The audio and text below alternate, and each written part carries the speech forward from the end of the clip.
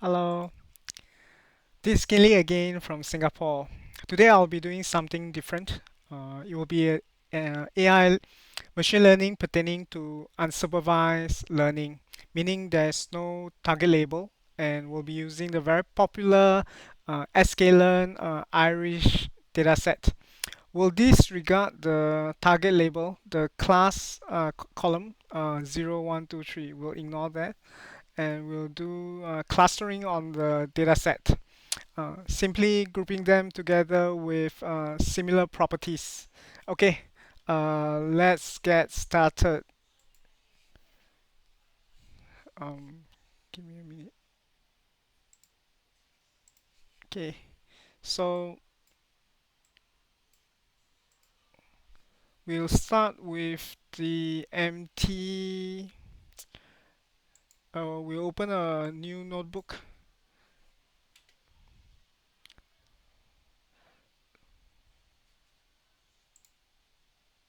Okay, so we'll give it a name. Let's give this unsupervised SUPRVS learning Irish. Okay, okay, that's good. Okay, as usual, the first one will be uh, marked down. Give it a title: unsupervised UPR learning on Irish dataset. Okay, demo. Uh, Date, author, say, and also date. Today's date is on the 14th of January 2025.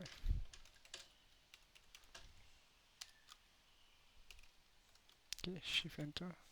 Okay, good. So the first thing, as usual, my SOP will we will input all the libraries. So this is the first part, and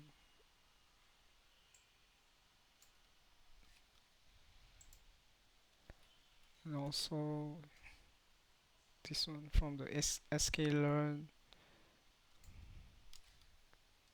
So the scope that we'll cover, we'll be using the model k-means. Then we'll also plot. We also do plots using the PCA. We'll also use the Iris data set. We also compute the silhouette score. We'll plot the curve, uh, elbow method. Then we'll also compare it with the silhouette score. Let's continue. Then we will input the. Okay, I usually have this just to ignore the irritating warning, just not to list out the irritating warning messages. Okay, at cell 3, we are going to load the dataset. So using these functions here, where is it? Load iris. So we're going to load iris. Then we convert to a data frame variable df. Then we run the info. Let's see. Okay,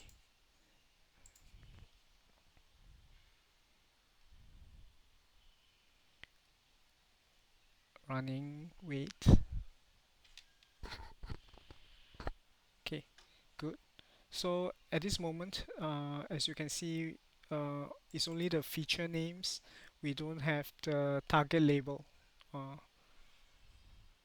that's correct. So we just simply do a checks df dot head just to make sure there's something there. Okay, good. The top 5 rows. Df dot tail.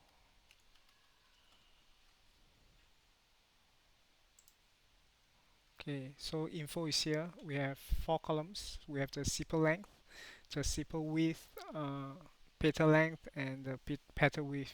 Okay, so it's a float. There's no string or text value. That's good. Okay, so the top five rows and the bottom five records. So next what we'll do is just to check some basic statistics. Shift enter. So this is the count. We have 150 rows of record with a mean value, standard deviation, the minimum value, the 25% value, the 50% value, and 75% value, and the max value. Okay, so everything is there, and just a counter check with the rows and columns. So 150 rows, 4 columns. Just again a counter check.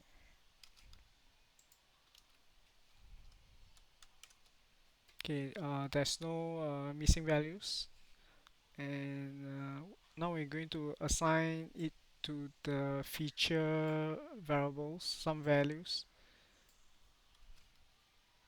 Okay, so x will be the data, which is this one. Okay, wait. Uh, okay, I'll be assigning the y value, and we'll do a print, but we are not going to use this. We're going not going to leverage on this. This is just for reference.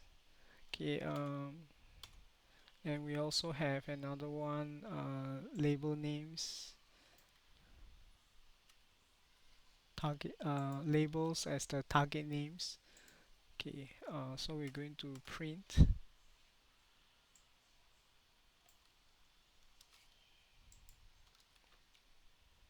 Okay, so let's do this. Okay, so by default, there's already have a target label, but we're going to checking this. So in this data set, there's class 0, 1, 2, each at 50 rows for 0, 50 for 1, and 50 for 2. Okay, we are going to try to achieve this output. That means we're going to classify them when the result will be something like this or very close to this. Okay, we'll do that. Okay, so cell 10. Okay, we'll define the feature names, target names. We do a print. So features will be sepal length, sepal width, petal length, and petal width. That's correct. So the target is actually setosa versicolor virginica. I hope I've pronounced this correctly. Okay, so 0, 1, and 2 here. Okay, so now we're going to start with unsupervised learning. First thing we will do is to print the um, elbow using the elbow method to find the optimal k value.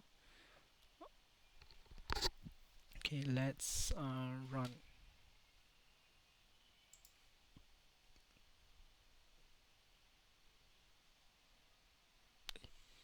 Oh, okay. So now we'll do the plot.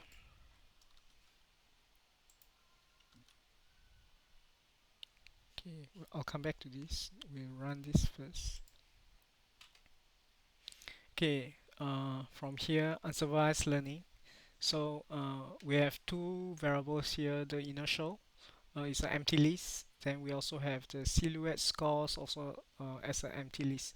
Then we define a range.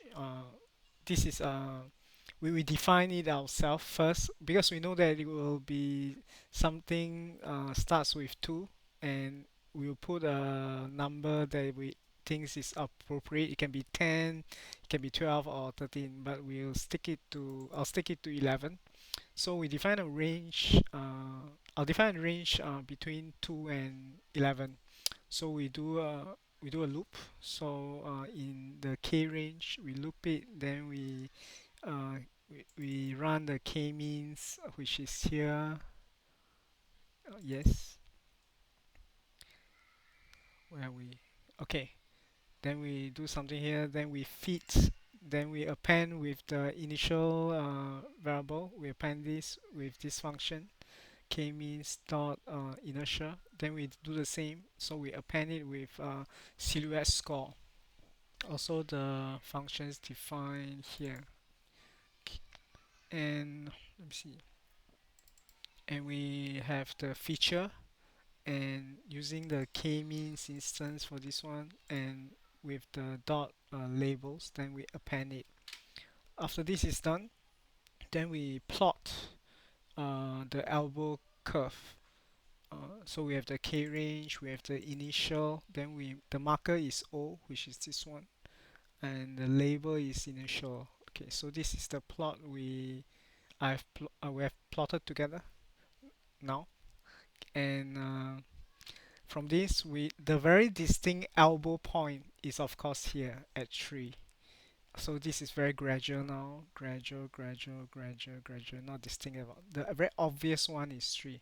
So we're going to pick 3. 3 will be our k value, the optimal k using this elbow method. So let me assign this as 3. Where's my k? So k equals SK is assigned to 3 now. So this is the markdown. Okay, shift enter. And now we have the k equals to 3. We're going to uh, plot the, we're going to do the scatter plot using k equals to 3. So here the parameter n clusters. So now it's 3. So k means clustering. So k means equals to this k means. Then we pass in the parameter. For demo and for my standards, I'll always start with 42. You can use your own value. You can use 0, 1, 2, or 3. But if you use whatever value, for example, if you use 3, so please stick with 3 throughout the codes. Okay. The code snippets, whatever you are, okay, and whatever you do. Then we do a fit, k means fit. Then we'll do a predict on the feature variables. Then using the PCA with a 2D plot. Then we'll now run this. So plot dot figure fixed size 10:6. This you should be very familiar. We have done this before. Let me cut this out and to put this in this cell. Okay, so we run this first. Good. And then we do the plot. So you can see there's one distinct group here. There's one here. It clustered them nicely. And there's one group here. Okay, perfect. Okay, so now we are here. Next thing that we will do is we're going to plot the silhouette scores. Um, let's do that now.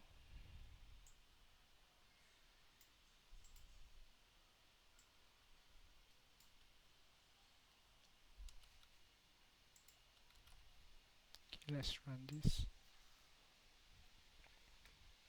Okay, this is the silhouette plots that to also find the optimal k. Always to find the highest value. But in this case, the highest value is not 3, but it is 2. Uh, okay, there's a reason for this. we need to be careful. Okay, for my test or for what I'm doing, or especially for this set, I've really know that the k value is 3. It can also 4 is also looking quite promising and nice. So I know it's 3 or 4 at best. Okay, so when we plot this, when the silhouette scores are plotted here, I know that 3 is the value that I should pick and not 2. The reason why 2 is high because this group is very distinct, and this group actually is close to each other.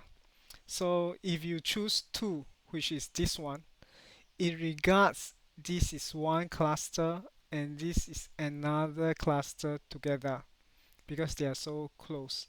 But because we have already defined because I've already choose 3, I know it is 3 because this is the very concrete elbow, so it is 3. So this has to be 3. So that's why part of this is here at one group and one group is here.